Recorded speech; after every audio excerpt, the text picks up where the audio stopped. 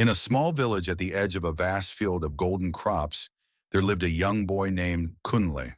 He was the son of Baba Fola, a hard-working farmer known throughout the village for his bountiful harvests and dedication to the land. Baba Fola had taught Kunle everything he knew about farming: when to plant seeds, how to care for the soil, and the importance of patience and perseverance. Kunle admired his father and wanted nothing more than to follow in his footsteps. One year, however, the village was struck by a terrible drought. The rains, which usually blessed the fields in abundance, simply did not come. Day after day, the sun beat down on the crops, drying up the river and cracking the soil. Soon the crops began to wither, and the once lush fields became barren. Baba Fola was heartbroken.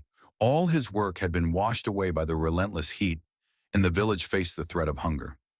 Despite his father's despair, Kunle refused to give up. "There must be a way to save our crops, Baba," he said, determination lighting up his eyes. "Maybe there is something we can do to bring the rains back." Baba Fola shook his head, his voice heavy with sorrow. "I have tried everything, my son. Sometimes we must accept what we cannot change." But Kunle couldn't let go so easily. He knew the land like the back of his hand and loved it as much as his father did. He decided to seek advice from someone who might know more about the world beyond their fields. The wise old woman named Yeye, who lived near the forest. Yeye was known for her knowledge of nature and her ability to see things others could not. Kunle found Yeye under a large tree, weaving baskets. He told her about the drought and how he wanted to save the crops. She listened thoughtfully and then nodded. "There is a way, Kunle, but it will take courage and sacrifice," she said, looking into his eyes. "In the mountains beyond the village, there is a hidden spring. This spring is ancient and powerful. If you can bring water from it to the village, the rains will return." Kunle thanked Yeye and, without a moment's hesitation, set off on his journey to the mountains. The journey was long and difficult. He climbed steep hills, crossed rivers, and walked through thick forests. He faced wild animals, scorching sun, and cold nights. But he kept going, driven by the hope of saving his family and village. Finally, after days of travel, Kunle reached the hidden spring. It was a small pool of clear water, surrounded by lush green plants. He knelt down, filled a small gourd with the water, and offered a prayer of gratitude. As he held the gourd, he felt a strange warmth spreading through him, as if the spirit of the spring had blessed him.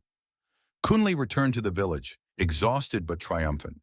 When he arrived, he poured the water from the spring into the fields, whispering a quiet prayer to the land and the skies. To everyone's astonishment, clouds began to gather overhead. The sky darkened, and soon rain began to pour down, soaking the dry earth and filling the fields with life once more. The villagers rejoiced, praising Kunle's bravery and determination. Baba Fola embraced his son, pride and relief shining in his eyes. "You have saved us all, Kunle," he said.